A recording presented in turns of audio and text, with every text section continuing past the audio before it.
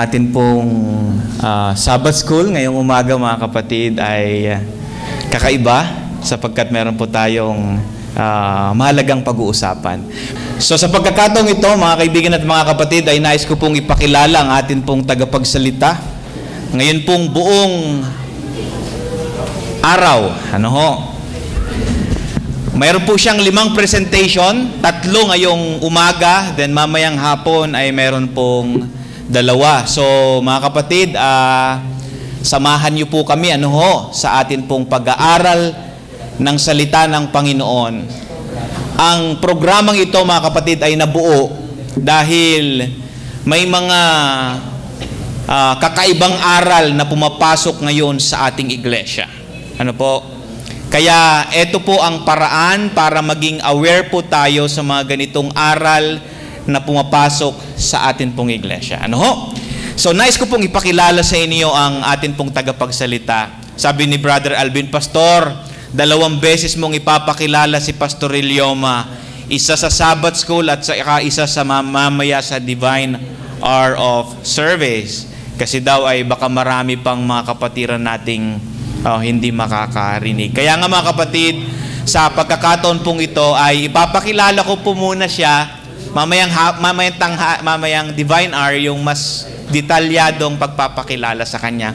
Papakilala ko po siya mga kapatid base po sa mga karanasan ko nung ako po ay nag-aaral po sa Northern Luzon Adventist College. Nakilala ko po ang ating tagapagsalita mga kapatid nung ako po ay mag-3rd year na sa atin pong paaralan sa Northern Luzon Adventist College. Nakilala ko po siya bilang magaling na tagapagturo. Para sabihin sa inyo mga kapatid, kapag kayo po ay uupo sa klase ni Sir Ilioma, nung time po namin mga kapatid, ang palagi naming sinasabing magkakaklase para tayong pumasok sa Divine Hour of Service. Why mga kapatid? Kasi sa paraan ng pagtuturo ni Sir Ilioma mga kapatid, nararating niya yung ating mga kaisipan pero hindi tumutigil doon, kundi dumarating din po yung mga lecture niya sa amin pong mga puso. Kaya may mga time noon na pagkatapos ng klase namin mga kapatid, nag-iiyakan kami sa loob, nag-iiyakan pa rin kami sa labas. Kasi para kaming umattend ng revival and reformation. Ganun po siya magturo sa kanya pong mga estudyante. Nakilala ko rin si Sir mga kapatid bilang magaling na leader. Siya po noon ang presidente ng Northern Luzon Adventist College. Pero siya po ay presidente at the same time mga kapatid nagtuturo po siya sa klase po namin. At malapit sa aking puso ang ating tagapagsalita mga kapatid. In fact, siya po ang nangasal po sa amin. Siya po'y ninong namin at si Ma'am ay ninang po namin sa kasal. So maraming salamat, purihin natin sa Panginoon ang pagkakataon na Kanya pong ipinagkaloob sa atin na makasama ho natin ang ating tagapagsalita ngayong umaga. Walang iba kundi si Pastor Nestor C. Ilioma. Magandang umaga po sa inyong lahat mga kapatid. Ako'y naniniwala na ako'y nasa tamang iglesia ngayong umaga. Na ang mga narito ay mga Adventista na naghihintay sa pagbabalik ni Jesus. At sa kanilang paghihintay ay kanilang inuulit-ulit linggo-linggo yung pananaw na tayo'y galing sa isang sakdal na Diyos at nang lalangin niya tayo yung crowning glory of His creation. At yung Sabat ang nagpapaalaala nito na tayo'y muling babalik doon sa kondisyon ng lalangin ang unang lalaki at babae sa balat ng lupa. Kaya sabi ni Abraham Heschel, ang isa sa mga scholars ng Sabat in the Jewish religion, not in the Adventist Church, the Sabat is a palace in time wherein every week we are invited to enter and feast with the greatest creator of the world. Anong sabi niya mga kapatid?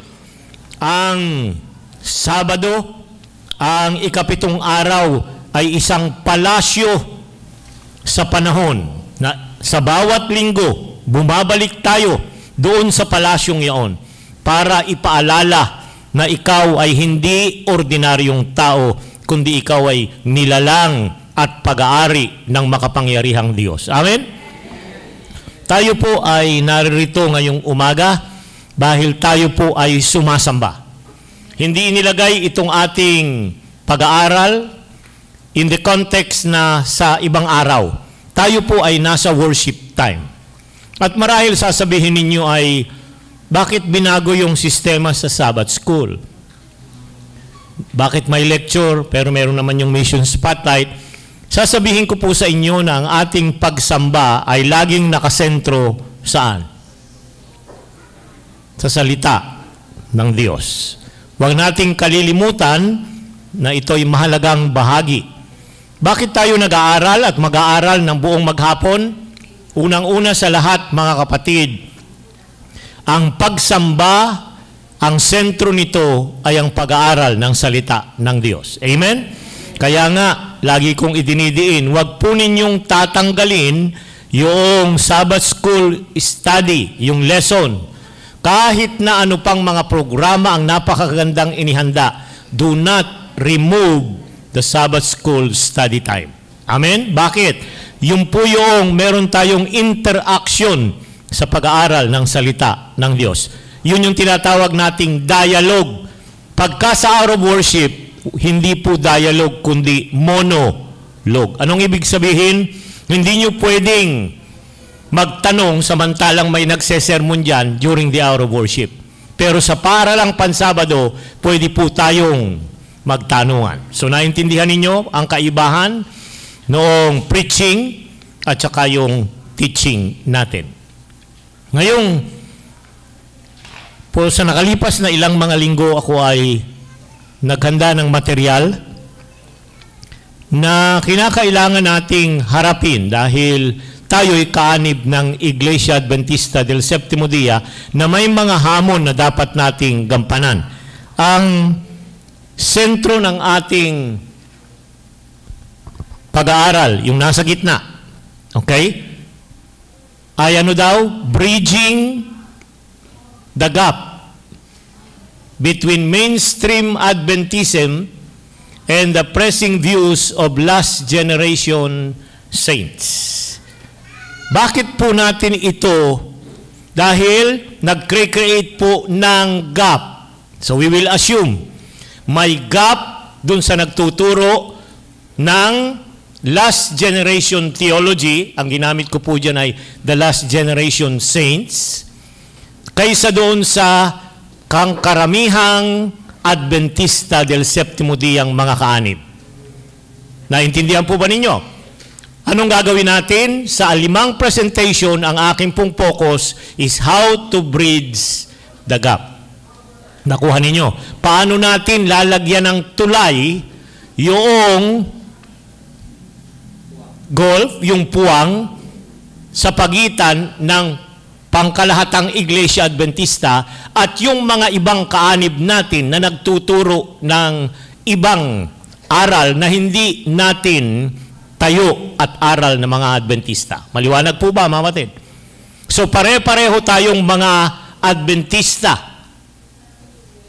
I do not know kung tinatanggap nila na sila'y hindi Adventist, pero nasa loob sila ng iglesia, pero nag-i-espouse sila ng mga aral na hindi general na teaching ng mainstream Adventism.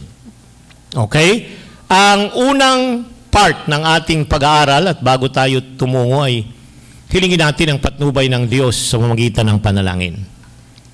Makapangyarihang Ama na nasa langit, isang karapatan para sa amin bilang inyong iglesia, mga piniling mga anak na lalaki at babae na pinagkalooban ng karapatang mamuhay na may kabanalan at maghanda sa inyong muling pagbabalik.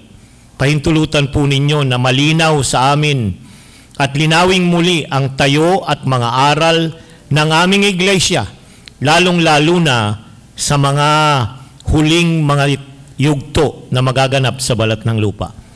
Pahintulutan po ninyo ng Banal na Espiritu ang magbigay sa amin ng pagkaunawa sa oras na ito, sa pangalan ng Panginoong Hesus. Amen.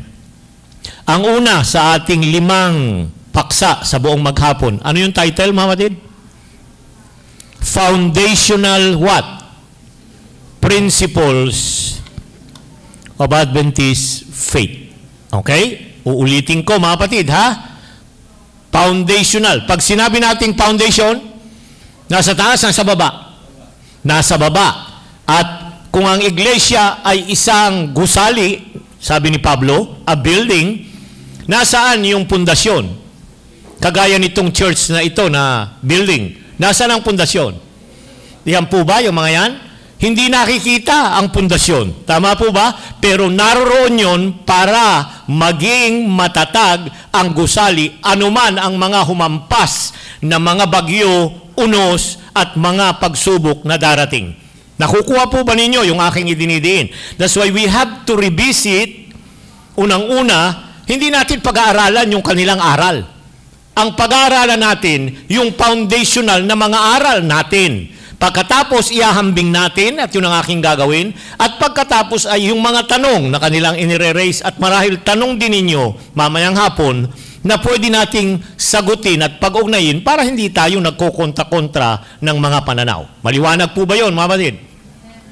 Yan. So, unang requirement, dahil tayo po ay nasa paaralang pansabado, dapat dala nyo ang inyong Bible. Okay. Yung iba, dipindot. May mga up-up. Sige, bahala kayo. Pero ako, dala-dala ko yung aking lumang Bible. Ito yung aking Bible na nakuha ko sa Amerika. Matagal na panahon na. Dahil ito ay large edition. Ayan. So, ano yaw? Foundational. Ano yung susunod na word? Principles. Pag sinabi mong prinsipyo, ito po ay eternal, unchanging. Ayan. Ano daw, mga kapatid, pag prinsipyo? Eternal. Okay? Walang hanggan, para sa lahat, for everyone. Ayan. So, yun yung prinsipyo. Ang opposite niyan sa ating iglesia, policies. Yung policies, nagbabago. Yung prinsipyo, hindi. Pag napalitan ng leader, sasabihin ay, ang policy natin ay walang aakyat. Nung ako ay church pastor sa Dagupan City, may policy yung aming board of deacons. Walang aakyat na walang kurbata kung long sleeve at trubinize ang suot mo. Wala ring aakyat na short sleeves. Kaya kahapon, tinatanong ko, nung ako'y nasa AUP, dahil meron po silang retreat, I was the keynote speaker last night, ay sinabihan ko sila kung ano ang dress code. Tama? Policy yun. Pwede bang baguhin yun? Pwede.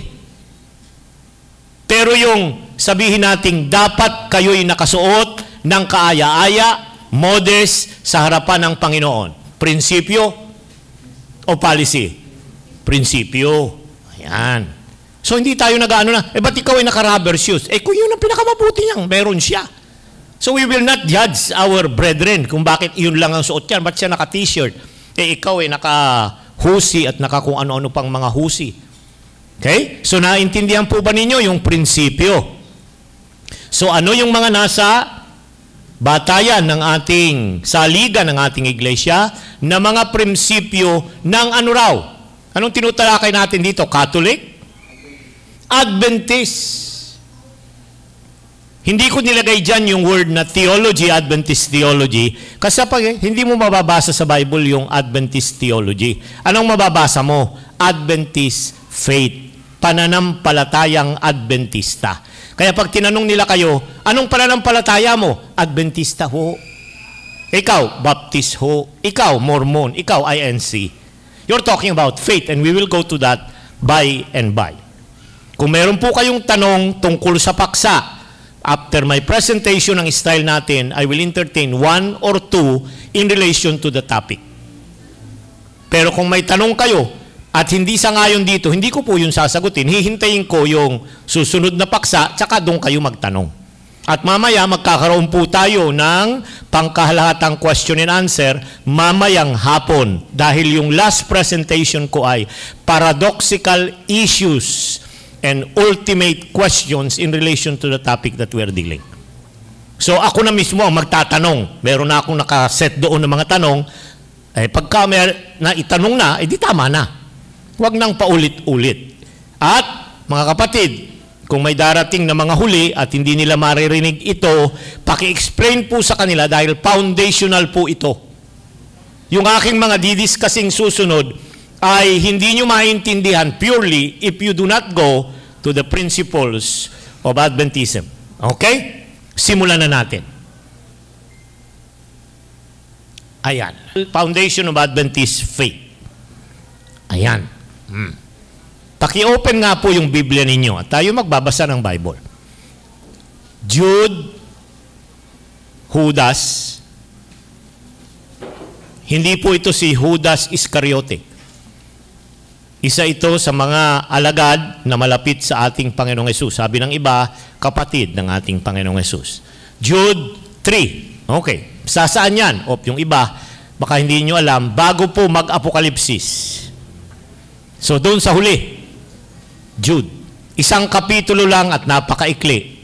Okay? So, hindi po chapter 3 yan, kundi versikulo 3. Because it's only one chapter. So, wag mong sasabing 1, 3. Hindi. Kasi isang ang chapter eh. So, verse 3 kaagad. Kapatid, pakibasa. Mayroon sana tayong isang mic, may magbabasa, para po tayo ay nagkakaintindihan. Ayan. Okay na? Sige, kapatid. Tumayo ka siguro para makita ka doon ikaw na may kapareho kong pogi. Verse 3, mga minamahal, samantalang ako'y lubusang nagsisikap na sumulat sa inyo tungkol sa ating iisang kaligtasan. Lilinawin natin, napakagandang talata nito. Mga minamahal. Sino yung mga minamahal na kanyang ina-address? Mga kaanib ng iglesia. Mga minamahal ng ating Panginoong Jesus. Go ahead. Natagpuan kong kailangang sumulat upang himukin kayo na ipaglaban ang pananampalataya. Ipaglaban ang pananampalataya. Hindi po suntukan, hindi debate. Yan. We will have to go to that very, very clear. Go ahead. Na minsanang ibinigay sa mga banal. Minsanang ibinigay sa mga banal. Sino yung mga banal? Tayong mga Adventista, we claim yung Revelation 14. Tama? 12. Narito ang pagtsatsaga ng mga banal. Sino yon? Kayo at ako. Tayo yung banal. Ang ibig sabihin ng banal sa bagong tipan, pinatawad sa kanyang mga kasalanan at ang tingin ng Diyos sa kanya dahil siya'y natatakpan ng kaluwalhatian ni Jesus, siya ay walang kasalanan. Foundational yung sinasabi ko. Dahil pupunta po tayo dun sa posisyon nila na sinless perfection later. Okay? Now, so maliwanag ba? Iisang kaligtasan. Sabi doon, one salvation. Dapat nating ipaglaban. Kaya ba't natin pinag-uusapan ito? Because it concerns our salvation. Kung ibang mga topic, hindi ako magdi-discuss. Pag-aawayan lang natin dito kung balot, pwedeng kainin o hindi. Hindi ako makikialam dyan. Bahala na kayong magbatuhan ng balot. Okay? Dahil hindi po yun makaka-apekto ng aking kaligtasan. Okay? Now, ano yung foundation? 3 po yan. Ano yung foundation? Yung sa baba? Bible. Biblical. Pag sinabi mong biblical, nasa Genesis hanggang sa Apokalipsis. Wala po yung 7 apokripa ng mga Katoliko sa kanilang Douay version. Wala yung Tobit, Judith, First Maccabees. Wala yung mga yon. Okay? So sa atin, 66, biblical. So kahit na maikling part ng Bible, kagaya ng Jude, okay? O kaya yung 1st, 2nd, 3rd John, may iikling mga aklat, pero pare-pareho silang kinasiyan. I will go to that by and by. Ano ang nakalagay sa Bible?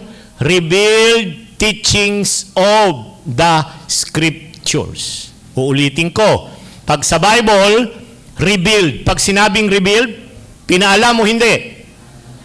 Pinaalam. Kaya nga, kung dahil pinaalam sa atin, dapat nating tanggapin, pag-aralan, isakabuhayan at ibahagi sa iba. Deuteronomy 29:29 nung sabi, yung mga sikreto na hindi na revealed, wag mo nang pakialaman.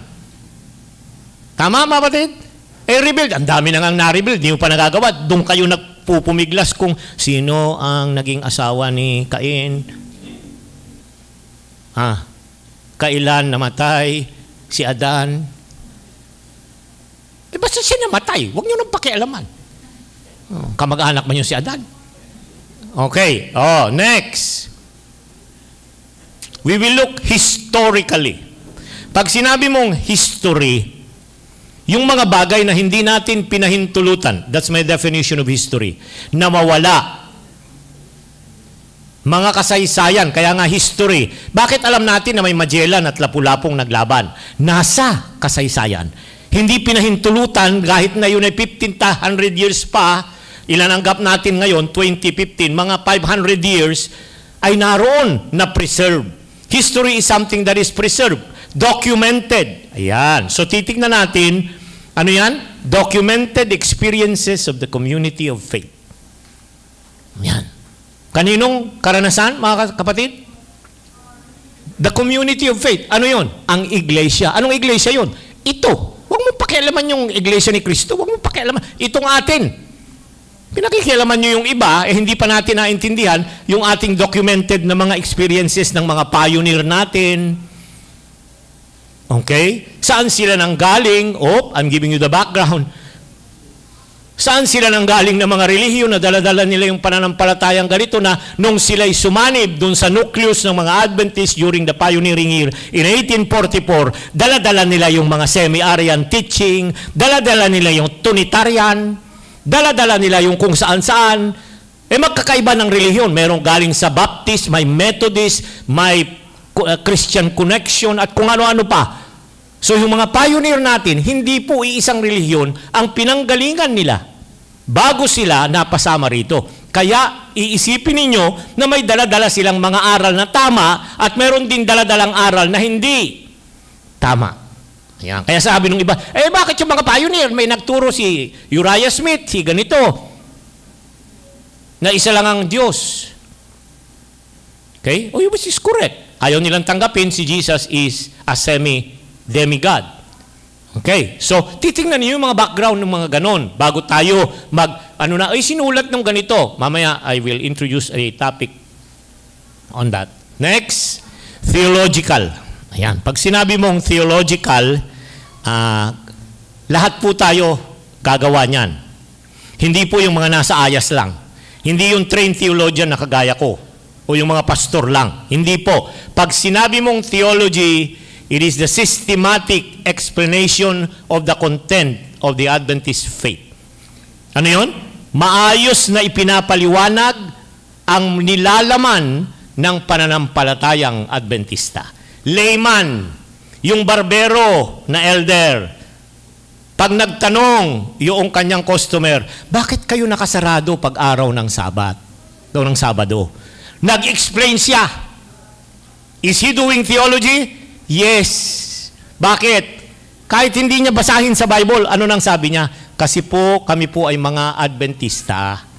At kami nangingilin at pinaniniwalaan namin na paglubog hanggang sa paglubog, nagsisimula at nagwawakas ang araw. Hindi lang yung Sabat, kundi lahat ng araw. Kaya nga New Year, lumubog noong Martes bago mag-sunset, New Year na. Hindi yung alas 12. Mabuti na lang umulan dito sa atin.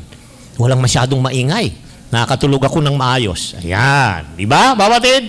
So, yung nagtitinda ng isda, hindi ko po alam, baka yung ilan sa inyo nagtitinda, meron ding mga crab, shrimps.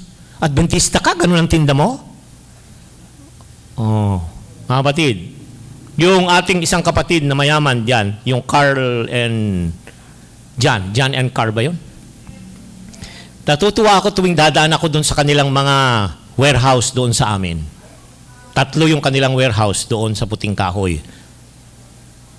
At nakalagay doon, we are closed from sunset to sunset ng Sabado. Yung palang karato lang yun is already a theological explanation of what those people who own that believe. Nakuha po ba ninyo? So bawat makaupo ninyo sa tricycle At kung ano man yung pinag-usapan ninyo, kunyari, kagaya nung nagbayad ako ng amilyar dyan sa Silang, nung aming maliit na lote, nag-uusap yung, naroon ako sa senior citizen, senior na rin po, kaya senior na una dyan, principal siguro yon, yung isa na may dito ay teacher. Nasa gitna ako, di naririnig ko yung usap nila, nagaganunan sila, kailangan naman ako umalis, ako yung naka-number 2 sa pila. Sabi niya, hoy, hindi mo ba alam, namatay na si ma'am. Abay, sabi niya ay oo nga, nakadalaw ka ba? Sabi nung isa, oo, nakadalaw ako bago mamatay. Kami dumalaw, patay na pero wala naman na sa bahay. Nasaan na? Nandun sa St. Peter. At i-cremate daw. Tapos nag-uusap na sila. Ano ba ang pananampalataya nyo? Pwede bang i-cremate? O dapat ilibing? Ano ba ang tama? Nag-uusap sila. They start explaining things. Napapangiti ako. Gusto kong sumabat.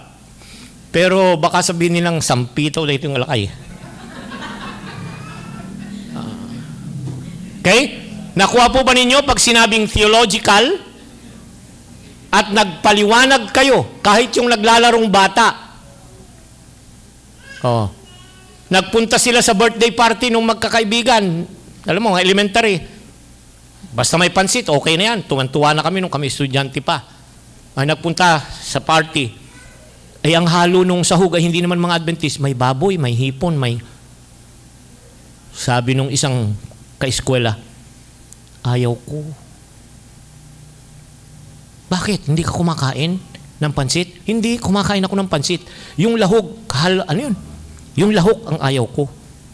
Bakit? Ayan. The moment people ask the question, why, and you start explaining, it's a theological response. So nakuha ninyo, mga kapatid, lahat po tayo, we're doing theology every day in our lives. Amen? Hindi lang yung nasa ayas. Na may nagtanong sa inyo na, kagaya nung, meron kaming kaibigan, na dentista, napakatapat na mga pamilya. Tinawagan ako nung church pastor, di ko sasabihin kung saan, baka kilala ninyo. Sabi niya, Pastor, pwede ba tayong pumunta doon sa lugar nila? Sinawagan kami ng aking may bahay. We went, we traveled, it's a long way, mga 4 na oras na mahigit. At ang problema ay hindi na siya naniniwala sa sunset to sunset. Sunrise to sunrise na sila. Bakit?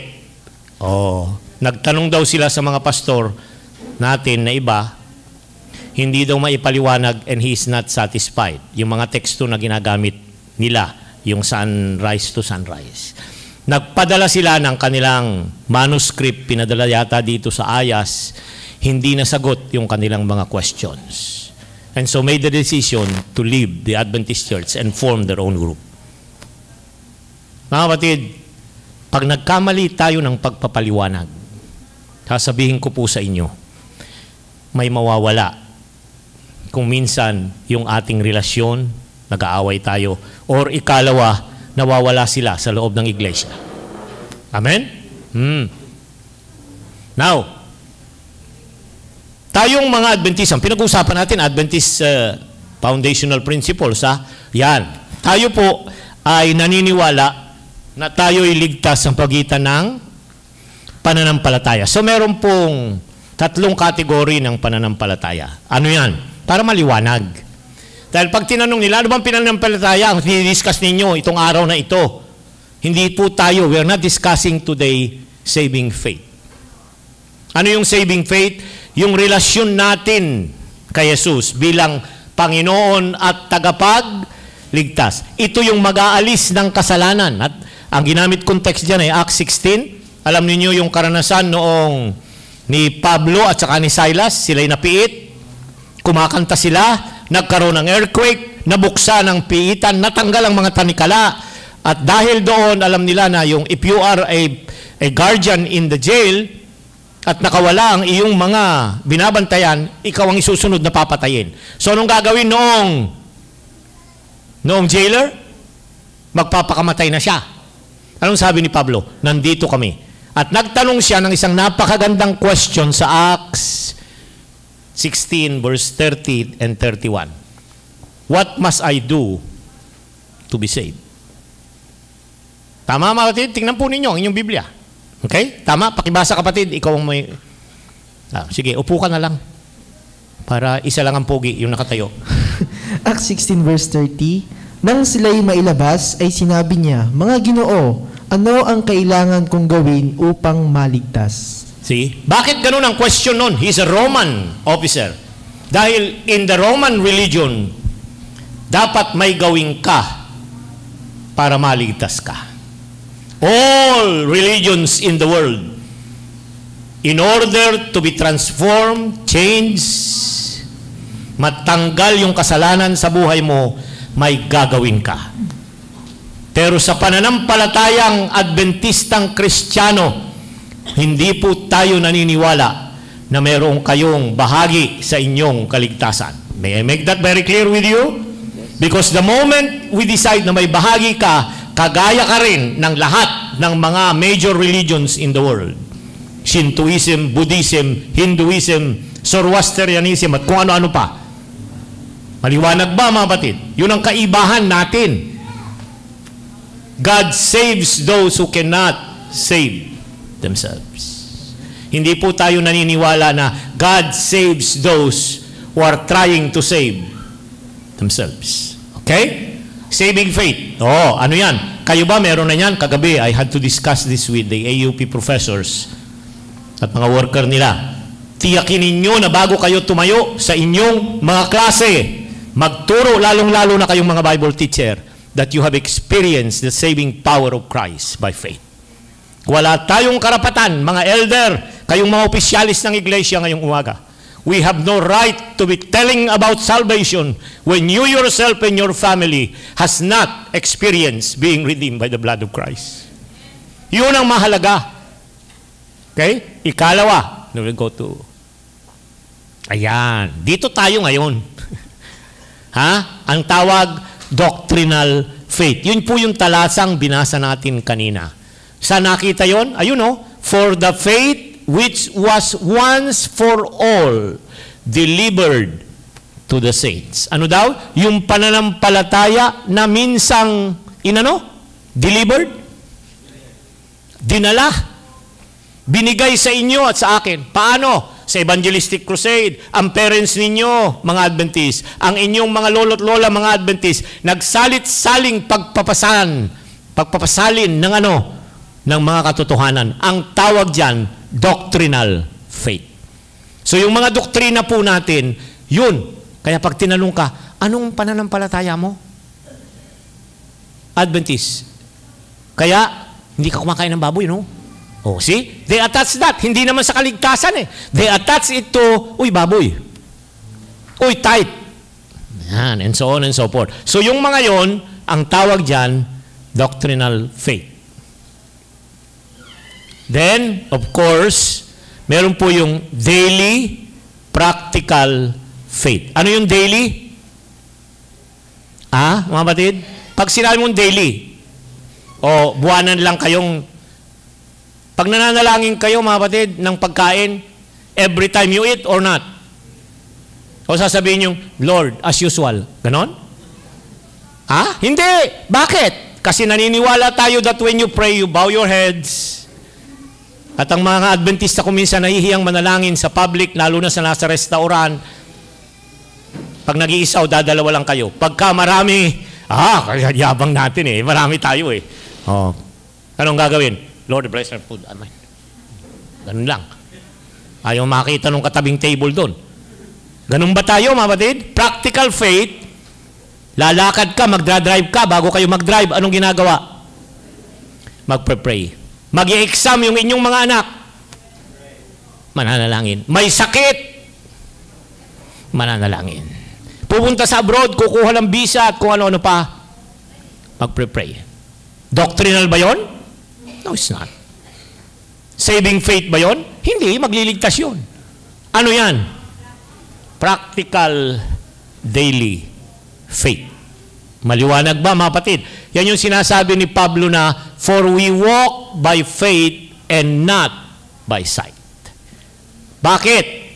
Tayong mga mananampalataya, tayong mga Adventista, dapat lahat ng ating gagawin, iisipin, papanukalain, is based on faith. Ulitin ko, mga kapatid, merong definition si Apostol Pablo kung ano ang kasalanan sa Roma Kapitulo 14, yung huling talata. Please, look at your Bible. Roma 14, yung huling talata, the last verse. Paul gives a definition of what sin is. Alam, meron tayong definition kay John. Anong John? For sin is the transgression of the law. Si Pablo, hindi yun ang kanyang definition. Tingnan ninyo ang sabi. Come on. Roma 14, talatang, what's the last verse? 23. 23. Anong sabi? Ngunit ang nag-aalinlangan ay hinahatulan kung kumakain, sapagkat hindi batay sa pananampalataya, at ang anumang hindi batay sa pananampalataya ay kasalanan. Kasalanan. Did you get it? Anuman na hindi batay sa pananampalataya, kasalanan. Nag-asawa ka nang hindi ka panampalataya, bakit yun kasalanan? Kasi yun ay kaniwas sa pananampalatayang Adventista. Did you get it? Eh bakit yung pagkain ng ganito? Ito yung sinasampalatayanan mo eh. Bigla kang kumain nun. Bakit? Yung bang pagkain nun ang kasalanan? Hindi. You did it out of faith. Maliwanag ba, mga kapatid? A very beautiful definition of Paul. Okay. Now, dadako na tayo. We have some basic presuppositions. Ito yung ating mga paninindigan na foundational na mga Adventista. Una, number 1, naniniwala tayo sa tinatawag na progressive revelation. Ayan. Ay, historical yan eh. Oh. Lahat ba ng katotohanan, kagaya ng Mormons, ibinagsak sa libro doon sa Mount Cumorah? Nandun na? Hindi ganon. Sa atin ay nagkaroon ng maraming mga Bible conferences, nagkamali si Joseph, nagdebate sila, si Joseph Bates at kung sino-sino pa, kung kailan magsisimula ang araw ng Sabat, etc., etc. Pero as days go by, nagkaroon ng malinaw na pagkaintindi dahil progressive ang pagpapahayag ng Diyos. Kaya sabi niya, hindi nyo pa naiintindihan ngayon, but later, you will understand. Anong sabi? Napapansinin po ninyo, very seldom ako'y mag-quote kan Ellen White, but dito I'm quoting. Truth is advancing truth. Ano daw, mga kapatid? Ha? Anong sabi niya? Ang katotohanan is what? Advancing. Pag sinasabi mong advance, anong ibig sabihin? Stagnant o nagpapatuloy? Yan. Hindi po binabago yung katotohanan. We will go to that by and by pagdating natin sa fundamental beliefs. Okay? There are mines of truth yet to be discovered by the earnest seeker. Okay? Mines of truth. Ikalawa, tayo po ay naniniwala sa biblical inspiration. Bakit ito ang ating pundasyon ng pananampalataya? Because we believe in biblical inspiration.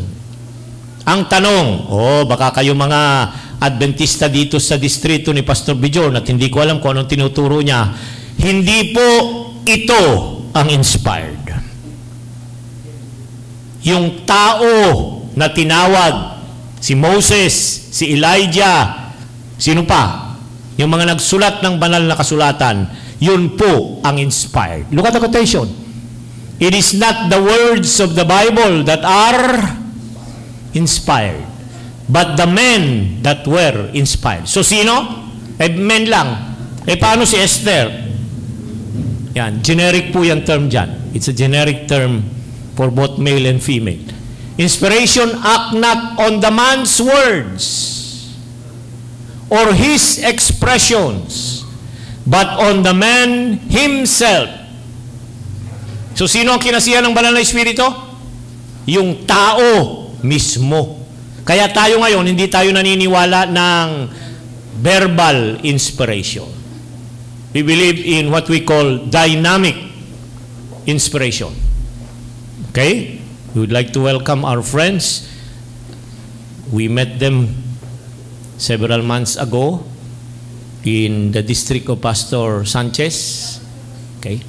And they want to hear more of our teachings and beliefs. Mga baguhan po sila. Okay? So, we are now on the second presupposition. Ano yung una? What was the first basic presupposition that we mentioned? Progressive revelation. Meaning, truth is advancing. More truths are to be revealed, but not contradictory to existing truths already. Yan. Next. Let's go to the third one. This is a continuation of that. But the words receive the impress of the individual mind. The divine mind is diffused. The divine mind and will is combined with the human mind and will. Thus, the utterances of the man are the word of God. Why is the Bible called the word of God when it is written by man? There. The divine mind and will is combined with the human mind and will. That's the Adventist position on inspiration. Maliwanag ba, mga kapatid? So pag makikipag-gitgitan itong si Elder ng word for word from the Bible or from the writings of Ellen White, sasabihin ko sa iyo, oops, kapatid, hindi po yung words ang inspired. Si Ellen White po ang inspired. Okay? Next, let's go to the third one. And if you have some... Now, we have a very important text. I do not want to miss the passage. Look at... what text is that? 2 Timothy 3:16 and 17. Please open your Bible. Ang lahat ng mga kasulatan ay kinasihan ng Diyos at mapapakinabangan sa pagtuturo, sa pagsaway, pagtutuwid, at sa pagsasanay sa katuwiran. Ayan. All scriptures. Anong sabi doon? Is inspired? Hindi. Look at your Bible. All scripture is given by inspiration. Okay? Hindi po yung scripture, yung inspired, kagaya ng sinabi ko. Pero, baka ako ma-misunderstood, the Bible is a product of inspiration. Bakit? Yung nagsulat noon are inspired. So, dahil sila ay inspired, yung kanilang mga isinulat is also part of them. They are also inspired. Malinaw ba, mga kapatid? Okay? Anong sabi doon? Ang lahat ng kasulatan ay mapapakinabangan. All scripture is given by, Paul is an inspired writer. And he uses only fourfold purposes of the scriptures. Ano yon? Doctrine. If you look at your King James Bible, it's doctrine. In other translation, it's teachings. Tama? Lahat ay mapapakinabangan saan? Sa pagtuturo. Maliwanag ba, mga kapatid? Ano ba yung ituturo mo? Mga kapatid, I want you to make the distinction. Ano yung kaibahan ng doctrine or teaching? Anything that is right in the Bible is doctrine. Yan. Bakit? Kasi pag tinanong mo Adventist, anong sasabihin nila? 28. Ilan doctrine nyo? 28. But more than that, because anything that is right and truthful are called doctrines. Amen? Ay, wala. Mahina dito. Parang wala kayong Baptist heritage. Next, number 2. Ano yung ikalawa? Mapapakinabangan sa pagtuturo. Doctrine, teaching. Second, saway, reproof. Look at your Bible. The word is reproof. The Bible contains things that are not right. So, dito, gagamitin natin ang Bible to discover kung ano yung mga hindi tama. Brother Amican, maliwanag ba? Kaya mamaya, makikita ninyo, baka ma-disappoint kayo. Wala namang Ellen White dyan sa presentation. Puros Bible naman. Bakit? Why only the Bible? Because the Bible shows what is right, what is not right, and then correction, how to be right. yung nasa mali ay bumalik sa tama. At yung panghuli, instruction in righteousness. Paano mananatili tayo sa tama? That's the purpose of Scripture. Next, baka tayo lumabis ng panahon. Ayan. Let's go now to the role of, yan. Hindi pwedeng discussin ng Adventist faith na wala yan. The role of Ellen White in doctrinal formation. Okay? Basahin nga po natin yung statement na nakalan dyan. The Bible, let's read together. The Bible is our only standard and rule for doctrine. Uulitin ko, mga kapatid. The Bible is our only. May sinabi ba itong Spirit of Prophecy? Mga kapatid? We will go to that. We will review our fundamental beliefs bago tayo matapos in the first place. It is our what? Ultimate doctrinal authority. Ano yung doctrine nga kanina? Lahat ng tama. It is the doctrinal authority. The first step is understanding is exegesis. It's a technical term for bringing out the content of Scripture. Exegesis, meaning. So, bring out the meaning. Yung ating mga kaibigang iba, meron yung opposite, eisegesis. Eyes into, putting meaning into it, na wala naman doon sa talata. Yan. Pati yung mga sulat ni Mrs. White, ganun din ang ginagawa nila. Next, in this process, Ellen White, by virtue of her, ano ang role niya? Hindi po yung mga sulat niya, kundi siya. Her prophetic ministry influence us as we form the result of exegesis into doctrine. Her writings may be profitably what? Studied. But she remains a what? What kind of authority? Doctrinal? Hindi. Bible yun eh. Formative authority in Adventist doctrine. Ano yung formative? Nung binubuo yung ating mga pananampalataya, nagmi-meet sila ng Bible conferences, magkakaroon ng mga debate at pag-aaral for 1 week sa isang talata. Magkakaroon ng opinion si Joseph Bates, si James White, kung sino-sinong mga pioneer natin. Uriah Smith, the editor. Anong mangyayari? Sasabihin ni Ellen White, the Lord has given me a vision that the position of brother so and so is the one that comes from Scripture. Ano ang role niya? Formative. Nung binubuo pa. Yan. The Bible is the only, uulitin ko, normative authority. Maliwanag ba, mga kapatid? Ayan. Ano ang role ng Ellen White? Yung kanyang mga sulat. The Spirit of Prophecy writings function in a threefold manner. Yung masyadong na-engross ng kababasa, hindi ko po sinasabing mali. Ang sinasabi ko ay, ano ba yung purpose kung bakit ibinigay yan sa ating iglesia? The prophetic gift, her writings. Ano yun? Leads us to the Bible. This is not an original material from me. This came from T.H. Jemison, the author of the first textbook in Bible doctrine in the Adventist Church, yung Christian Beliefs na libro. Ewan ko kung meron kayo niyan. Ginagamit yan sa ating mga seminary. So ano yun? Sabi ni T.H. Jemison, it leads us to the Bible. Why do you read Steps to Christ? It leads me to go to the Bible. Repentance, I'll go to the teachings of Scripture about repentance. Forgiveness, salvation, and on. Titignan ko, dapat, mula sa salita ng Diyos. Then, it helps us what? Mga kapatid, understand Bible principles. Ayan. Ito yung salita ng Bible. Anong sinabi ni Ellen White? Minagnify, na-explain, at dinagdagan ba niya? Hindi po.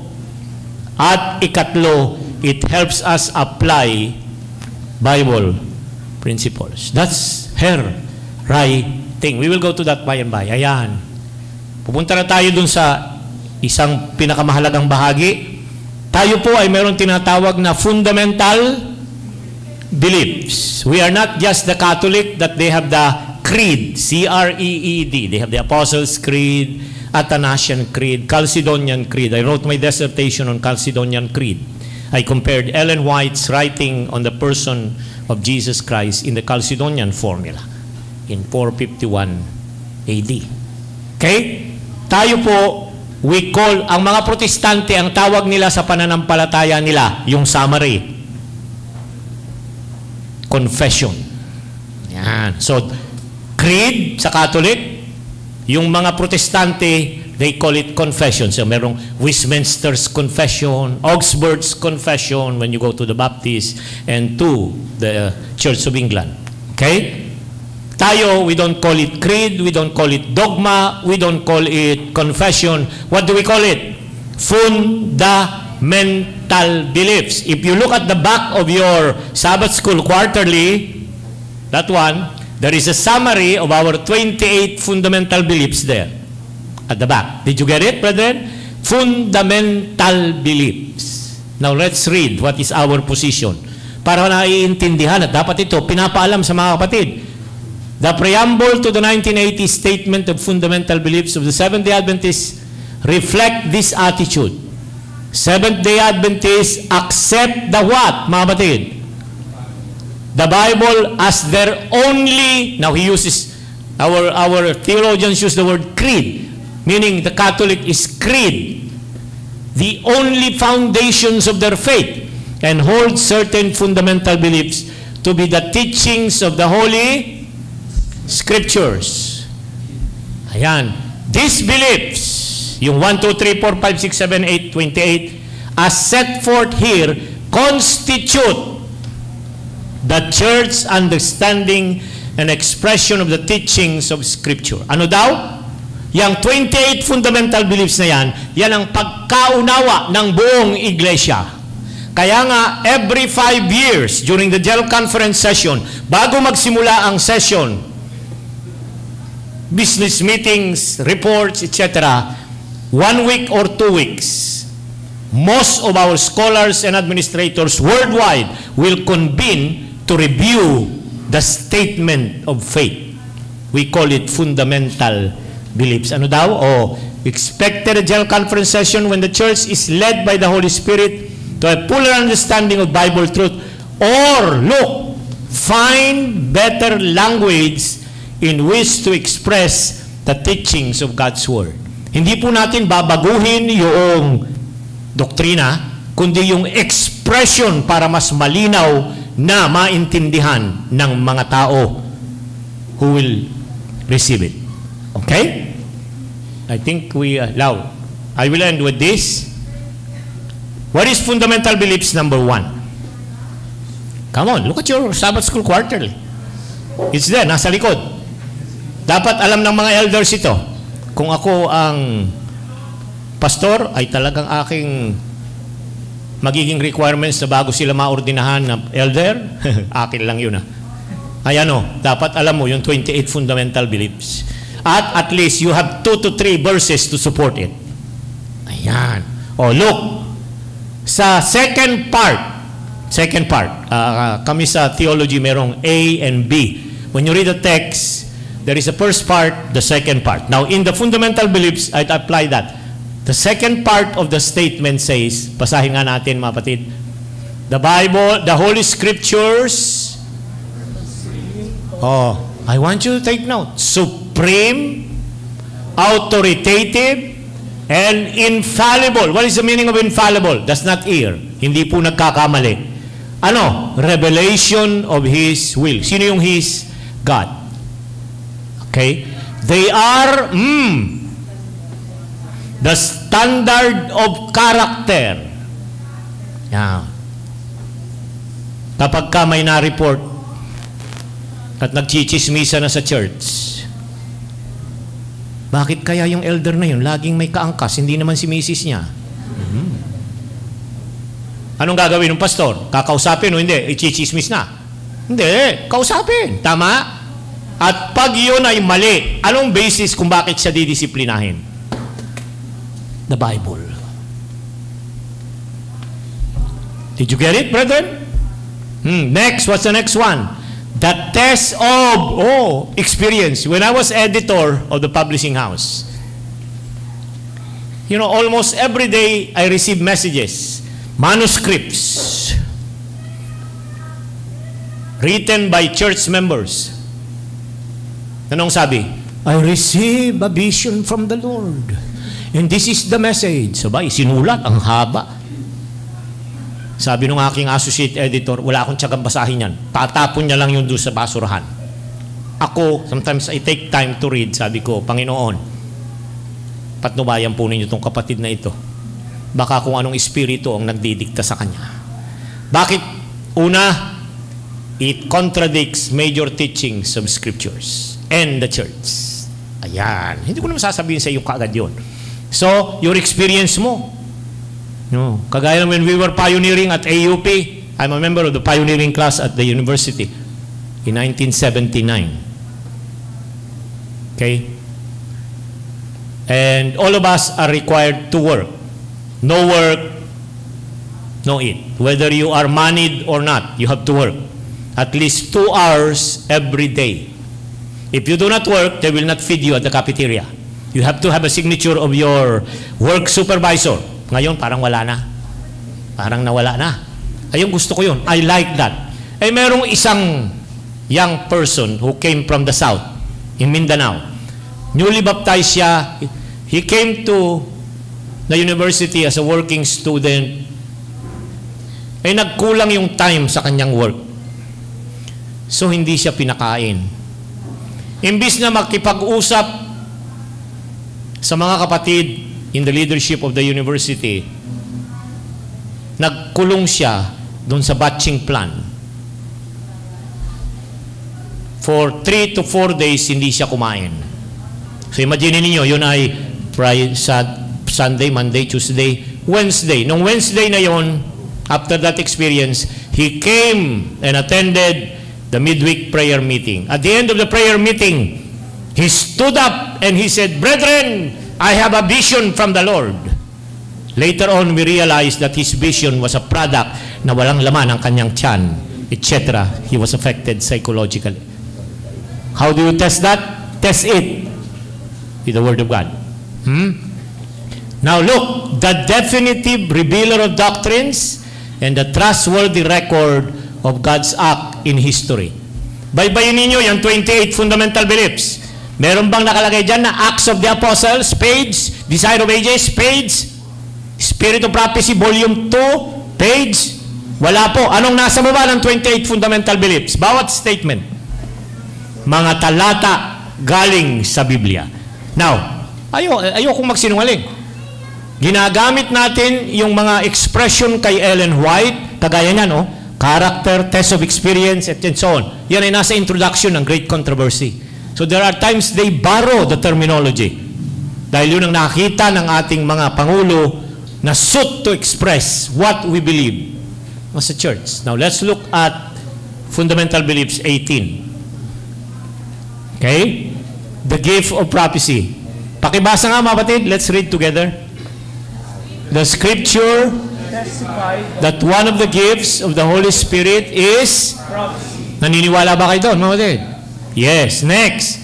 This gift is an identifying mark of the remnant church. And we believe it was manifested in the ministry of the inspired tao, Ellen White. Her writings speak with, ano sabi natin kanina? Prophetic authority and provide. What's the role of her writing? Comfort, guidance, instruction, and correction to the church. Never was doctrine or biblical teachings are placed there as the role of Ellen White. Maliwanag ba, mamatid? They also make clear, uulitin ko, that the Bible is the standard by which all teachings and experience must be tested. So don't make the writings of Ellen White higher than the Bible. No. That's not the role. Okay? If you are used to it, kayong mga elder at mga pastor, na pag nagsermon kayo ay chain of quotations from Ellen White, ang babasahin niyo at pangahagupit sa mga kapatid, tumigil-tigil kayo. You're not doing justice to the Word of God. You're not feeding God's people. Tapos na ba? Yeah. Meron kayong tanong, 1 or 2. Kung wala, mamayang hapon na. Okay?